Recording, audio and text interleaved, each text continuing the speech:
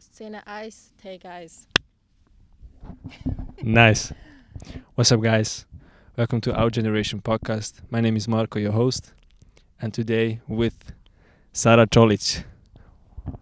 Wow. Nice to having me. Thank you very much. I'm very glad to be here. Sara, thank you for taking your time. I mean, I know you're surely busy with work and everything, but first of all, I just want to acknowledge the space that we are in, actually, like the location. For the listeners, we are outside on a hill looking over the Vierwaldstättersee. Vierwaldstättersee in Luzern or Canton Schwyz, right? No, Lucerne. Lucerne, for real? Yeah. Okay. And tell me about this place. You're from Lucerne, right? Yeah. Okay. So, why are we here? Why did you choose this location? Because I have this format where we go to places where the guest feels safe or finds nice or sometimes went here. So what's your little story? So before we actually start with the whole podcast. So at first I was thinking about going to the Castle Meckenhorn because it's one of my favorite places in Lucerne, but it was kind of like far away to transport everything, the chairs, the equipment. So I was thinking like what would be the closest. And then I came up with this location, and it's actually a golf court. We found here like a little space that is a bit quiet, and it wasn't I think that easy to find really like a good place where the people aren't playing golf. Yeah. But I feel safe here because I'm in my hometown. Also, I feel like this is a very dreamy place. It's also it looks like we're on a postcard. Lucerne is Definitely. Shout out to Lucerne. Shout out. You actually mentioned us carrying these chairs. Yeah. And it also has a meaning behind it because you are a filmmaker. You even studied it, right? So, you have to correct me what you actually do or what you actually do as your profession because it's multifaceted. So let me know what you actually do also for the listeners at home. Yeah, so it's always weird to call myself already a filmmaker because I still have to do some more projects to like give myself that label, that name. But I studied documentary film in Lucerne for 3 years. Okay. And I mean, now I could actually call myself like a video artist, like filmmaker. I do different stuff.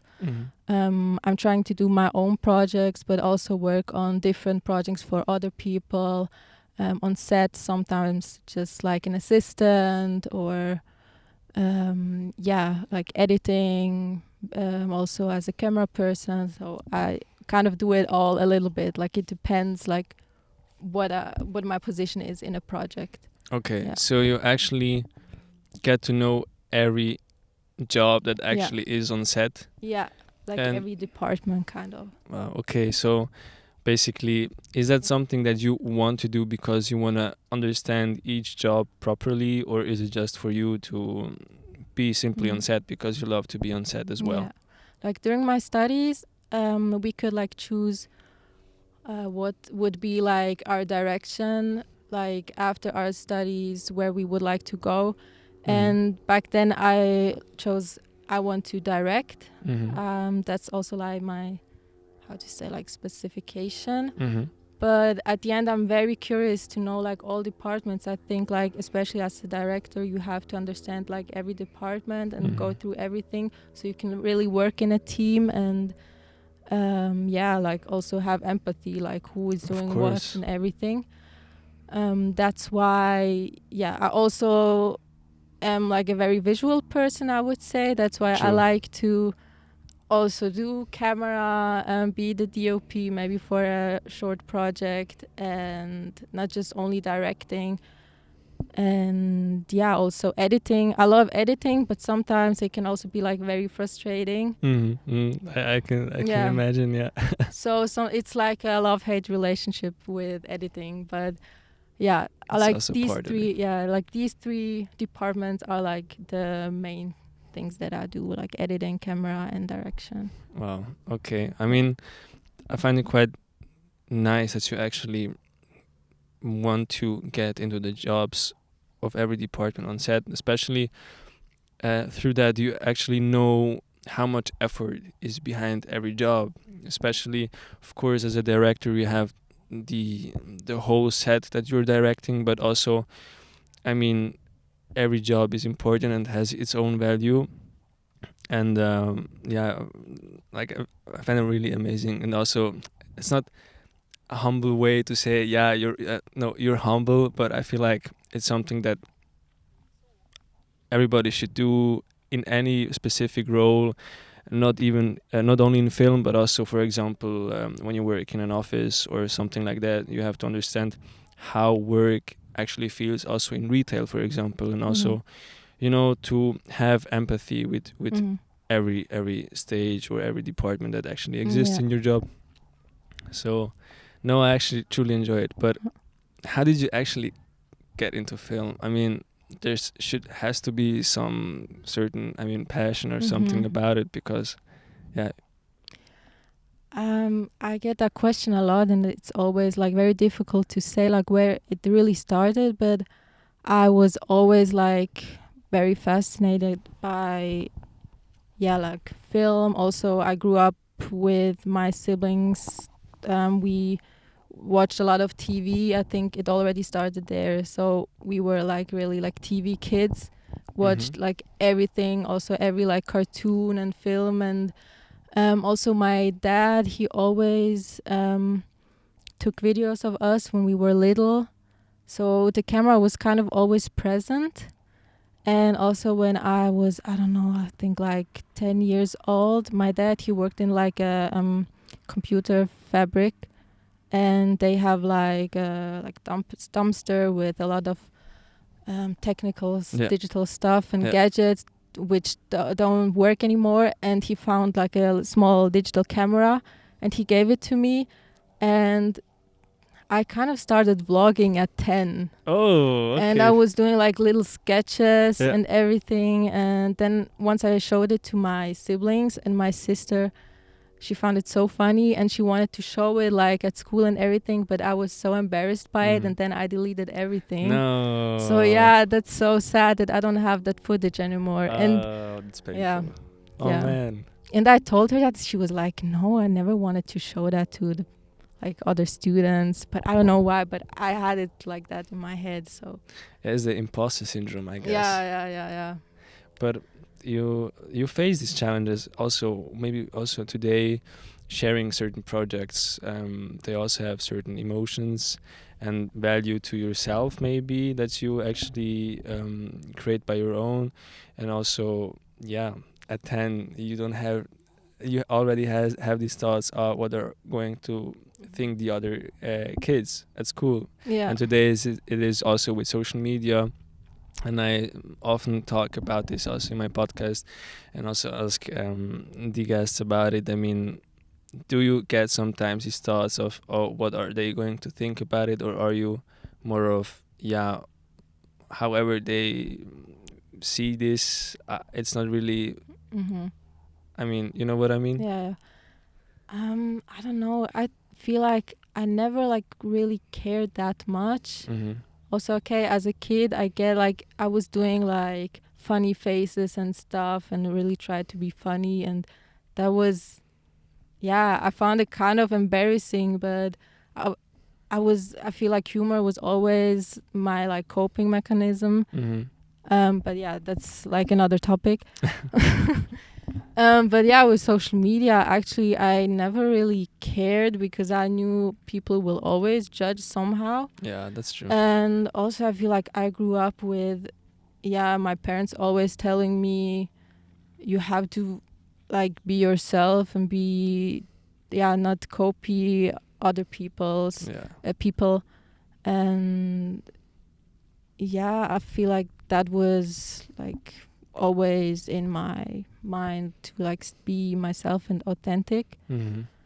Of course, we all have some issues sometimes to feel like, yeah, someone is judging me on social media or in real life. But I think it's just part of it, and you have somehow to, learn. Yeah. Like, that's just life. I don't know. I feel like it's human also. Of course. Yeah. And sometimes when someone gives you that feeling that now you have to feel insecure, I feel like most of the time that person is actually insecure, and it's not yourself. Preach. Whoa, that's well said. Yeah, because sometimes I have like conversation and I'm like very into it and talking about some stuff, and the other person is just like, yeah, okay, and like not giving like the energy back. And instead of thinking like, was that now awkward, was I giving too much or whatever, then I'm like, yeah, I guess like that person, maybe she was the wrong person in that conversation. The wrong person, or not confident enough, or just not meant to like talk to each other. I don't know. But yeah. So the message is, somebody will be the right person for this topic, or for whatever project, or for whatever you actually share. So it's for everybody that you will find your audience actually. Yeah, that's very important. I like that. Especially you mentioned authenticity, and also I follow you quite some time right now, and I found you through I found your TikTok page first in Corona, and I remember you were filming some short films in that time, especially because of your studies. And I remember some trailers and everything, and I think somebody posted even your website. Oh, really? Yeah, and because it's very cool, it's very minimalistic, but it had quite a lot of things, to watch, to see of your projects. And also, by the way, guys, check out her website. It's amazing. It's cool. You can also see all her projects, but we will talk more about it. Yeah. And especially I have to tell you, I find you quite cool, and also from your style, and also how you create your work, and also your recent work on Instagram that you posted. Amazing, also with the visual art and everything. Maybe I'm gonna show it on Instagram as well, and you can also check it out, and also on YouTube. And it really shows your creative thinking and creating your own stuff. But speaking of authenticity, and also your parents, and also studying film in that way, we are also coming from we are from the diaspora. I mean, we're from the Balkan, and also maybe the listeners can also relate to that. I mean, they have like certain imaginations of how you can actually where you have to actually go with your profession, let's say. Do a safe work, study. Don't do that. Exactly. And you're one of quite few people, I have to admit, who actually had the courage to do something very different. You studied film, which is actually in our culture huge. I mean, we have a great cinematography, we have a great history also in music, but still parents are still on the way of on the side of but you know, it's risky. Something safe. It's risky. Why would you do that? Why did you choose that? It was actually kind of a secret. Oh, okay. Because they always thought I would do something safe. Because my other two siblings, they're also like in the creative field, and I'm the middle child, and they were always like, I think you have to do something very smart, you have to study, I don't know, be a doctor, be an engineer. We all heard it. It's always the same. So I don't think that they were happy. I first applied for the general course for just art, and I did that behind their back. Only my sister knew about it. Whoa, okay. And then when I got in, I told them that, and while I was doing that, the application, everything, before that I actually started studying economics. Oh, really? Yeah. Whoa. And because before that I was working in KV in an office, and I also finished the School of Economics, Wirtschaftsmittelschule. Oh, So, what? yeah, it's so different, and that's why they always thought I would like do something normal where you can have a safe income and everything. What I really get, and Totally. yeah, I mean they're still. I think like they're right for that, Mm-hmm. but my sister was very supporting me with that application, and also during that course that I was doing, I wasn't really sure like which direction I would like to go. I always knew I would like to do something like in the visual field, also something that I can like connect with, I don't know, like digital work. Yeah. And I knew like film was also something that I was interested about. And when I did the application there, I also knew like they wouldn't be very happy about that, but I just had to do it. And like I feel when I have big decisions to make like that, and I know I wouldn't have their support, then I just have to do it behind their back. Whoa. So yeah, Okay. but after that and after all the studies, and we also won like some prizes and everything, then they recognize and see, okay, you can do something out of that. But then I remember when I like got like one big prize, my dad came up to me and he was like, yeah, congratulations and everything, gave me a hug. And I was like, yeah, you can see like there's something. You also get like some like prize money from that and everything. And he was like, yeah, but what's the next step? Like there's never an ending. Yeah. So they're basically the anxiety that you actually already had. Yeah. That was all. I always had like a lot of pressure with that, with school, with everything. And I still have it actually. I still feel it sometimes. From them or in general?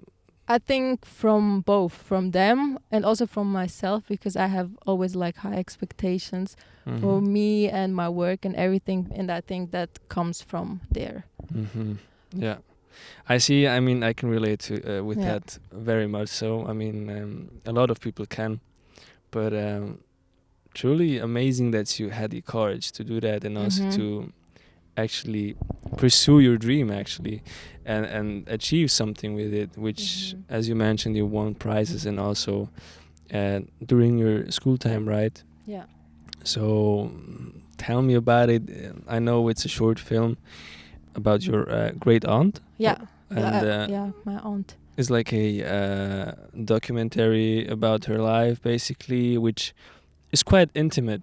It's quite something that people maybe wouldn't even share, maybe wouldn't even use as for their documentary, but you chose her story, and it is quite touching, and also saw it when it came out. And also tell me a little bit about the process and how you actually got to create it, because you didn't know you were going to win these prizes, but still it came out like that.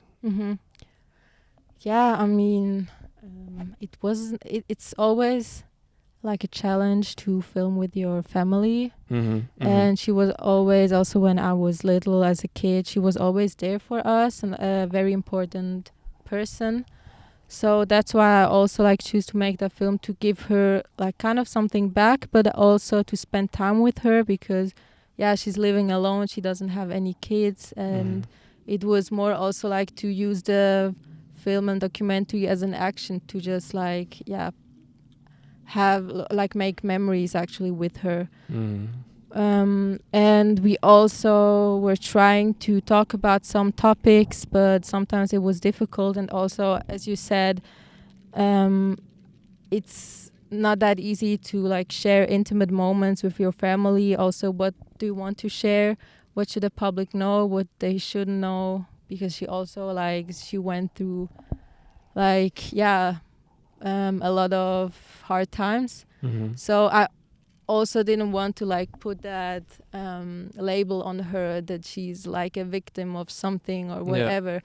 And as I said before, like humor is like a coping mechanism. Also, that was very important to me, to also show her in her in her happy place. I also feel like our background, our people, they always cope with humor. Like, I mean, they went through hell, but they cope always with humor, and that was also important for me. And still, when I do like my own projects, I don't want to how to say like profit from a sad story, or like to victimize someone, because there are a lot of people that do that, and then they are showing like I don't know, a sad story about someone, like oversharing, but it's also like sometimes they like romanticize some trauma, and I think that is very I'm very skeptic about that. I find it also disrespectful, exactly, towards the person that you actually share about the story, and also who knows how they cope with that, and also it's quite also ignorant in some sort of way, because you profit from it, and also everybody knows on social media you get clicks like that, and also some earn even money with such stories, but you found a way in a different way, and also you knew you had other different intentions. You try to show her in the greatest light that she is actually in, but you also kind of showed how through hardships there is also goodship, and also you portrayed that pretty well. I mean, I feel like you can still feel like the melancholic and the background. We were like more playing with the visuals to tell some stories that we didn't want to talk about. But you have like different options to like talk about some topics. You don't always have to say it. Like that's why I also like film. You can just visually show it, but don't say anything about that. That's also something that always like triggers me. A lot of people said like, why don't you talk about the war and everything? Like, I don't want that always to be the topic. Like Balkan can be so much more also. Once the film was also showing at a festival, and they put the film into a film block that was about war, and I was like, come on guys, it's not about that. It's really like we never talk about that topic. It's just because it was filmed in Bosnia. So I see why. Okay. That's always like a little trigger point there.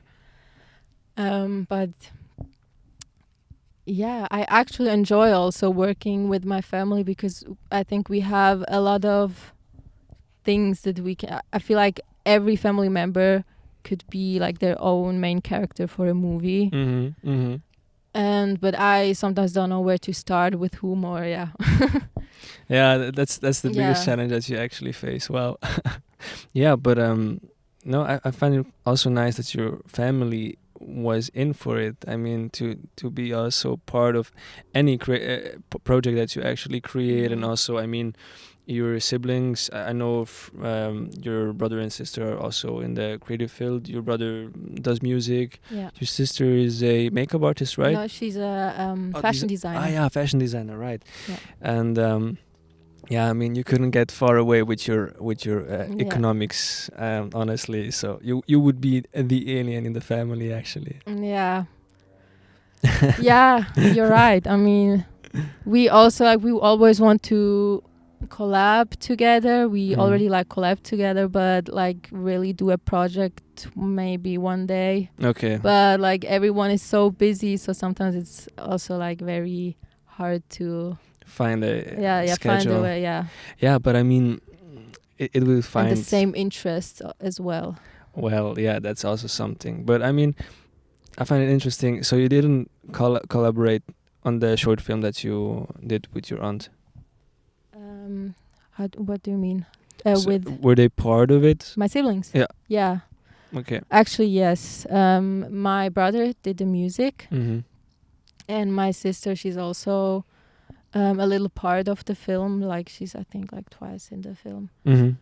And she was also helping me there because the crew couldn't understand the language. So she was also there to translate, and a friend of mine was also there to like help out sometimes with the camera person. Okay, so but they couldn't fulfill their whole potential that they actually have. I mean, besides your brother, he did the music. He could actually, but my sister, she's in a like different field. It's documentary. but maybe in another project. I mean, we are kind of like talking about something and trying to create something. For sure. Yeah. I'm looking forward to it. Yeah. For sure. But yeah, we mentioned also the prizes that you won. I mean, it is an achievement that we have to acknowledge, because it's something that shows it is actually a good documentary and you deserve the flowers. But what were the prizes also for the listeners to know? Because yeah, you have to Google it to find it out. I saw Venice was something. Also locally here in Lucerne, and also I cannot remember everything. So what did you win? What prizes were in the category when I would do a short film? I mean, every festival has like their own prizes. It's always like a first, second, third place, or like a prize you can win to work on your next project. Like there are small prizes for like, I don't know, 200 francs. 200 francs, and some are like, I don't know, 20,000. Like it depends where you send it to. And I mean, there are like a lot of applications where you can send your work to get these finances. But yeah, Lucerne is also like very supportive in the film industry. There, yeah, like where you can send your film, and like every second year, there will be like it's like Central Switzerland Prize. Okay. Inner Schweizer Filmpreis. And there you can win like really big money. Oh, okay. And that's to use it after for like new projects. Okay, I can imagine.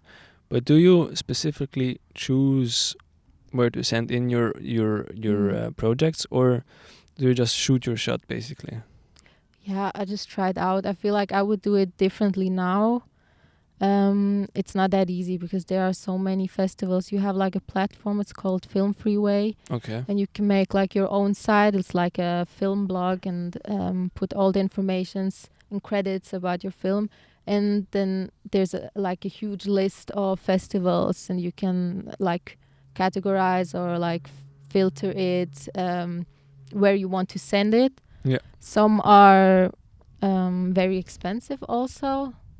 That's just why, to submit. Yeah, just to submit, you pay like the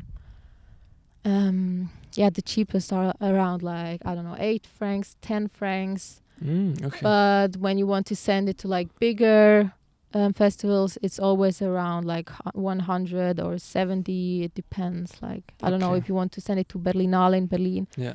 I remember we paid 75 francs. Okay. And then, you don't make it, but you like paid for the submission. You cannot support us. And we also we didn't have like a huge budget. That's why we didn't overspend like our own money for just sending it to random festivals. Like, you try it out, but it's good to know where your like audience is, to target it well.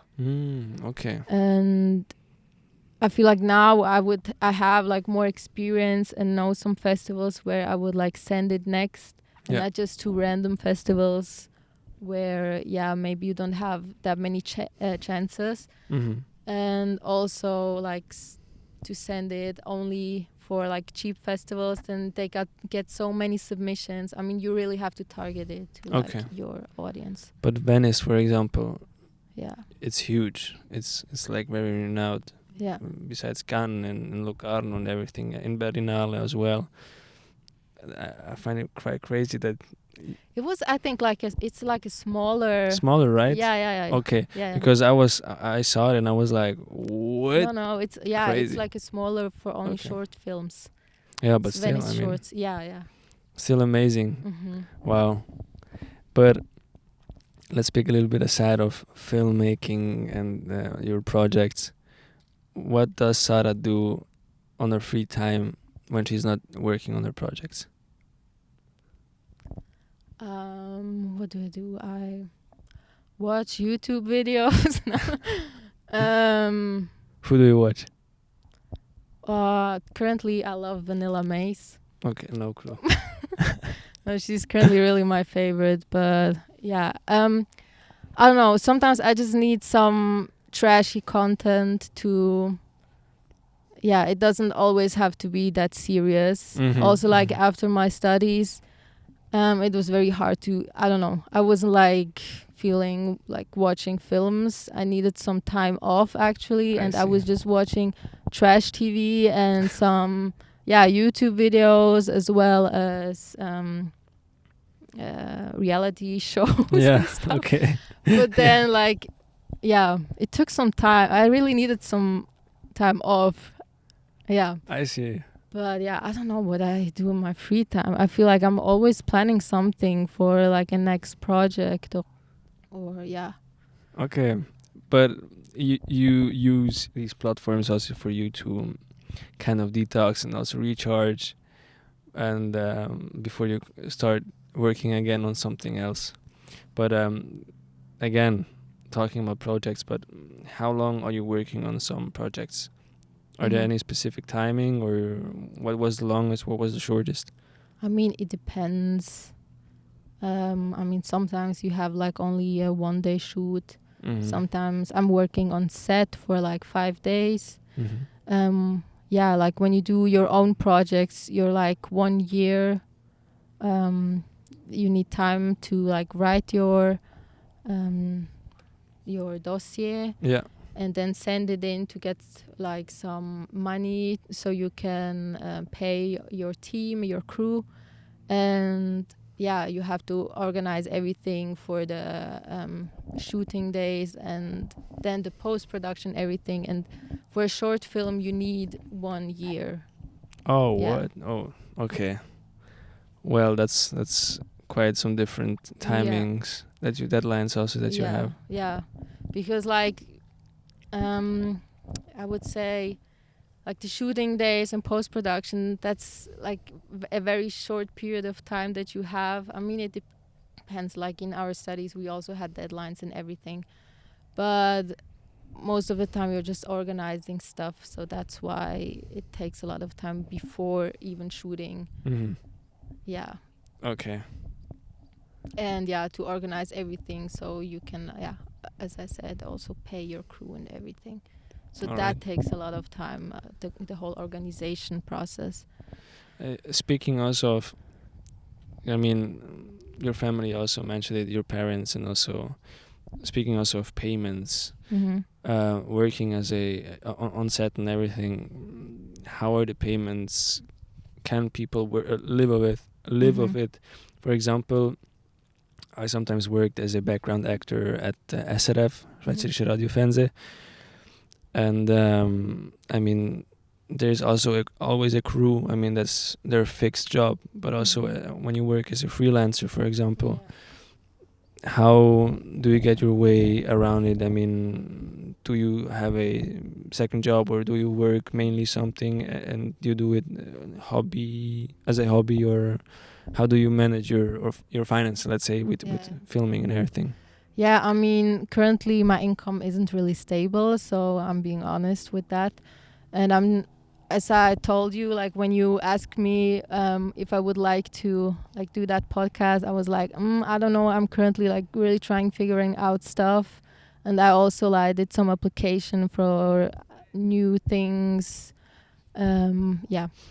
So it is tight, I have to say. Like it also depends when you're working like as a freelancer, and a lot of people have like they work maybe for a production. Yeah. I'm also currently looking to like really work maybe in a production team or something. Because over time it's also how do you say? Yeah, it's a bit stressful because sometimes you have a lot of things to do, a lot of work, but then you have like nothing, and then you have to find something again. And like that's sometimes a bit exhausting.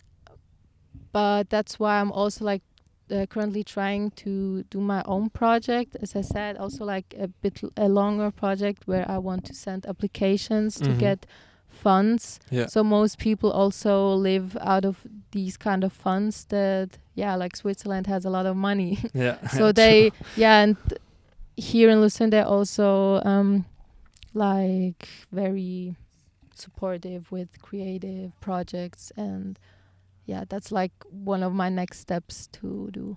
Amazing. I didn't know that you can actually collect funds uh, and also, I mean, finance your work. I was aware of it, but as an individual, I didn't know about that. But what keeps you going? I mean, it's such a huge Industry, and so many are creating, so many are doing it. I mean, I get also asked about my things that I do, but what keeps you going? Yeah, that's very frustrating sometimes, because you're always like, yeah, should I really continue? Should I do it? Should I do something else? Like, also always having the voices of my parents in my head. Should I do something stable and like put everything on the side, or just see it as a side job and do something like normal, as they say? But yeah, I feel like if you do something that you're very interested about and just follow that, you will also find your people and your audience. And I always like get some, I don't know, also DMs, and people are telling me, maybe we should collaborate on something. Like sometimes it just happens, and that also kind of motivates me when I see like something is coming back, and people are also asking me, yeah, when is your next project? That would like to be involved. And I think that's what keeps me going. Amazing. Like the feedback from the people. I totally understand. I mean, especially you don't expect these things. Yeah. And then all of a sudden they're like, oh, hi, how are you doing? What's the next project? What are you doing? I loved your work recently. Blah, blah, blah. And that's also something that I also experienced, especially with this podcast that is actually so small. But people came up to me and they're like, man, I love it. That's such a nice idea. And I'm like, man, really? Like, you actually saw it? Like, you actually took your time to listen to it? And I was like, damn. And you know, the small things. Yeah. That's what matters. And also, I would also love to work with you one day or someday. I had some ideas, but we will talk about it off camera, of course. But yeah, speaking of filming and film as well, what are your top 5 films? I don't know why, but I knew that you would come up with that question. Of course I did. Yeah. And I also get that question a lot, and I'm always like, there are so many films. It's like, I know. Like sometimes I really hate, like, people want to hear a smart answer, and then I'm like, you know, Shrek is a pretty good film. It's a great fucking film. Also SpongeBob the movie is also very great. One of my top favorites, I have to say. I get it. Yeah. And I really like nostalgic movies that like, I don't know, I remember maybe from my childhood. Also, me and my sister, we were obsessed with Death Comes... I'm just lacking, sorry. Don't worry. Cut. That Becomes Her. Yeah, That Becomes Her was a film that we were very obsessed when we were little. Okay. And also when I watched it later as an adult, I was like, that movie isn't really kids friendly, but we were like never looking at the age, like when can you watch a certain movie. And yeah, it's very campy. It's also like a comedy, horror, everything. It's in one movie. That's one of my favorites. I also enjoy Suspiria. It's also a very surrealistic film. Also kind of giving creepy vibes. It's from the, I think, 80s or 70s. Okay. Yeah, and it has very cool set design. I always like when they like do cool like color combinations and with the setting, and it's like very beautifully made, but at the same time it gives you like a creepy vibe because it's so clean and everything. Yeah, I get it. Yeah. And what do I also of course also Balkan cinema. I'm obsessed with one scene from Underground from Emir Kusturica. I love the wedding scene. I don't know if you watched it. It's because the film is during the Second World War. Yeah. Oh, probably not. Yeah, and they built like a whole underground village or city during the war, and then there was like a wedding scene where a couple like they found each other. Yeah. And it's so beautifully made because it also shows our culture, Yeah. like how our like family parents, how they have to improvise life to like get through it. Yeah. And yeah, in the wedding scene, like I think it's beginning with like Romas playing like violin and trumpets, and they're standing on like a cake that is circling around. Oh wow. And then the camera moves to the table of the guests and goes to the bride, and she's like on a, I don't know how to call it. It's like a crane that is on wheel, and she's hanging on it. Oh, crazy. I think I once looked it up, and it's called a cherry picker. Okay. I think it's used to like pick fruits from the tree. Okay. Yeah. And then they're like pushing her, and it looks like she's flying, and she's flying like over the table. Wow. And yeah, I really enjoy this scene. It. Yeah, you have to see that. Yeah, Emir Kusturica is actually and it always huge. gives me goosebumps also with the music. So yeah, I don't know how many, if that were 5 films. No, that's totally fine with me. I mean, also you mentioned Balkan films. That's something that I get so nostalgic about, especially about the older times, and also with the music. I can only relate to that, and also it just simply touches you on a different level because you're from there.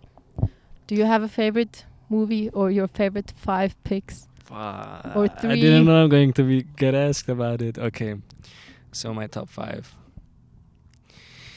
You can also reduce it or say no, like... don't worry. Okay, don't worry. Okay. I am simpler.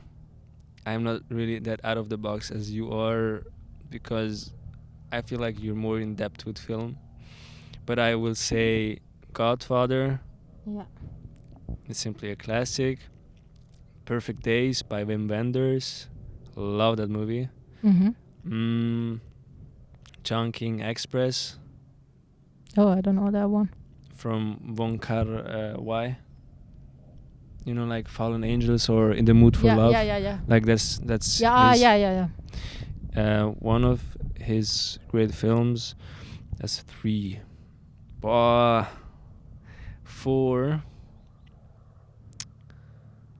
I would say Cold War.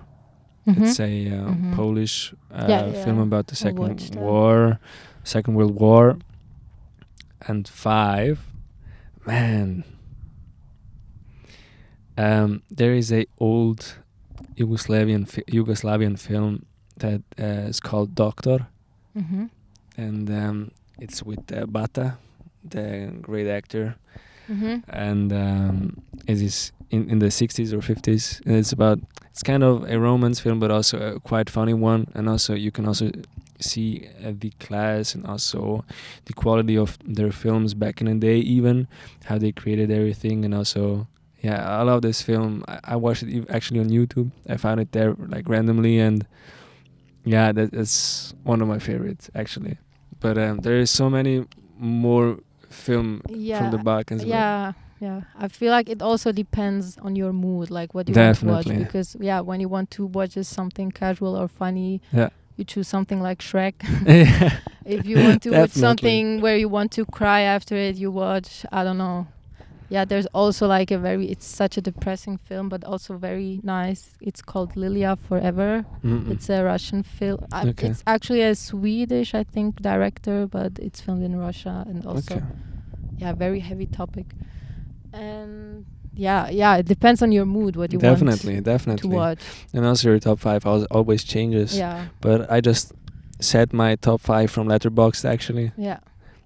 Do you have Letterboxd? Yes, I have it. Okay. And once I started to like write some reviews, also to remember movies, because I feel like my memory isn't that good. Yeah, same. So actually. I always forget, like, I knew it was a good movie, but I forget what it was really about. And then when I write it down, I can like remember. Definitely, yeah. And also, when there was this option from Letterboxd, this is actually not sponsored, but when you watch your film, you can always like archive it and also give your review and or watch have your watch list, so you always know which films you actually want to watch.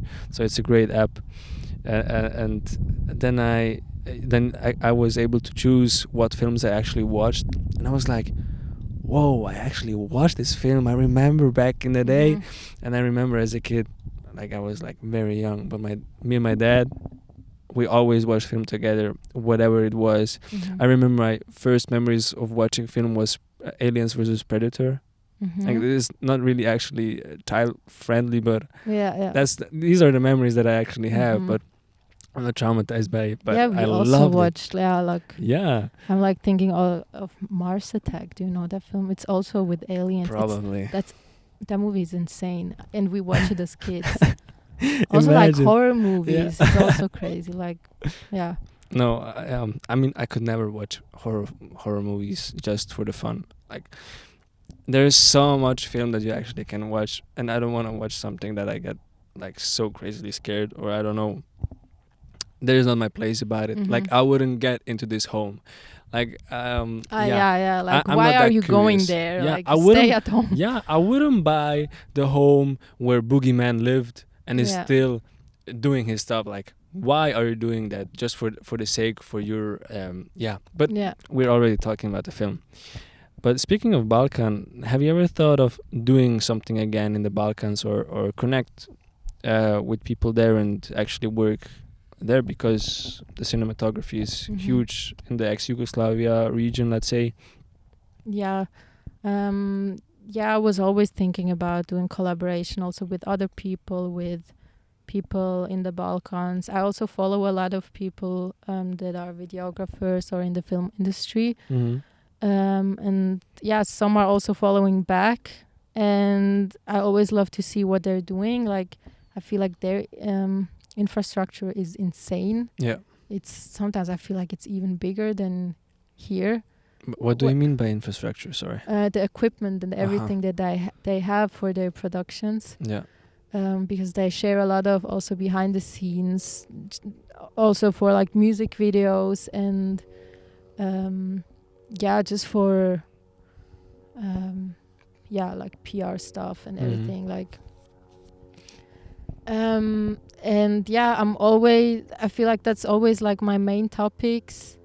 Also for my maybe next project, I don't want to talk like too much because it's still like in it still has to be on paper first. Still in the build-up. Exactly. But that are always my main topics, like diaspora, how it was for me and also with my siblings to like grow up, and to show like parallels here and there. Wow, okay. Yeah, I mean, I sometimes also try to like go a bit, sometimes I need some rest and from that topic and everything, but I always come back to it. Like, I was always thinking maybe I should do a film about a different topic, but I really have like the urge to talk about some stuff that we are also like currently facing. Definitely.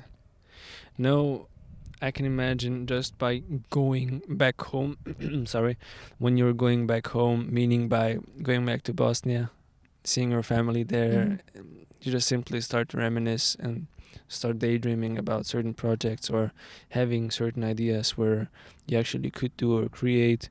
And I feel like that's where it again starts, with these ideas and also with me as well.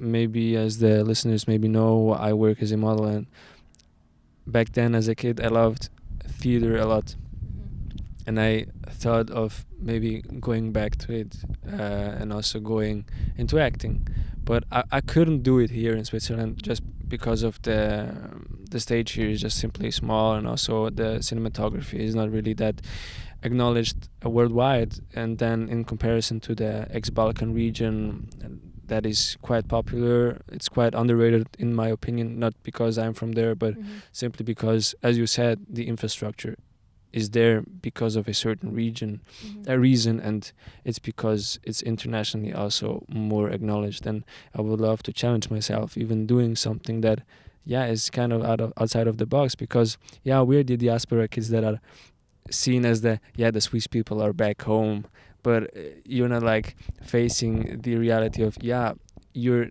neither actually you're home. in between, kind of. And still I was still try to pursue it, kind of, but it's such a huge step. And also I can imagine for you to actually connect with somebody. I mean, social media makes it easier, but but I could imagine yourself working even more back home just because of the sake of the stage. Yeah, but it's also, I mean, here I still consider it also home. Yeah, definitely. Yeah, I mean, like your friends are here. I also and everything, but I feel like I rather want to make, I don't know, projects about the in between. Yeah, I see. Because I also try to make some things work out and film it more about my home, but I also like changed my opinions to some things, because at the end we are in between, and that's also like the topics that are very actual, interesting. It is interesting, and that's why I actually asked you also about coming from the diaspora, and also doing work that you do, and having this courage to actually pursue your dream and not listening to your parents. Of course you listen to your parents, but when you want to follow your dream, it's always what's your next step. And we are coming towards the end, and this is going to be my final question, Sara. What is something that you wished you knew before you started film, before you started picking up that camera, and also when you got on set? What was something you wished you knew and would love to share with the younger audience, with the people who actually want to start into film and getting into film? It doesn't have to be one advice, it can be multiple. What's something that you would list on? I feel like people that want to start film always think they have to have like the best equipment, best skills for editing and everything, but actually you have everything. Also, you can just use your phone. You have so much material. I mean, that's we grew up with like visual, like with videos, everything, like the whole communication is always through videos. And just try things out. You can really work with such small equipment. You don't need a lot to make like a cool project. Also, sometimes it's I don't know, more interesting to do something out of your pocket than just thinking I need the best equipment. And I feel like there are like very good polished films that look so perfect, and the cinematography and everything, but they don't have like a meaning behind it really. And then it's like well produced, but the topic like isn't what was the there. idea? What was the idea exactly? And I wanted to add something, but I forgot, I think. Shut on iPhone. And we can also maybe follow up on this topic, and also maybe you will get to that addition that you had with the equipment, and also with the idea. Whatever it is, don't think about the other people's opinion, but just create and share it with the people. Why leave it in your vault, in your archive, when you actually could touch somebody with it, like connect with it? Because you have to do it in the first place for yourself. Definitely. And for your yourself. Audience will come. Like you don't have to make films for others, for festivals, for whatever. I think that's like the wrong reason to do it. Then the outcome also wouldn't be good. So that's why you have to do things that you're like very interested in, and just do your thing. And sometimes you don't need a lot of opinions from other people. Amazing. Well done, Sara. Sara, again, thank you very much that you actually came on this podcast.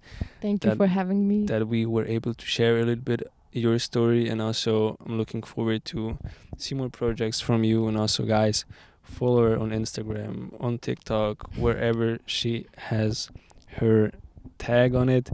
And also, yeah, super excited about the future projects, and I wish you the best on it and on your journey. And I'm certain about it that great will come. Also, I mean, tough times exist, but I mean, through that you get stronger, you get more experienced, and also, yeah, and also you are quite the inspiration that people can actually follow.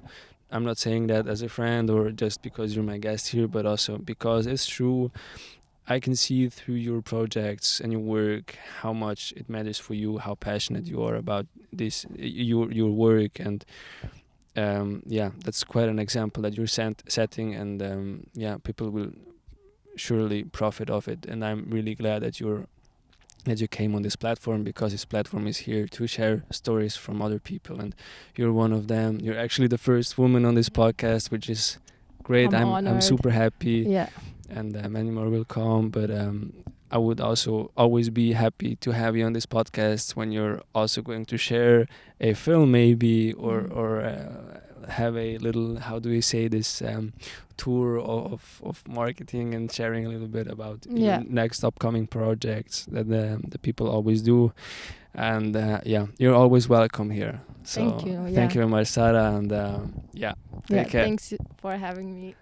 Always. I always dap up my guests, so super glad we did that. So yeah, guys, peace out, and bye. We're out. Yeah. How do you say cut, or how do you end in it's films? just cut. Just say cut. Yeah.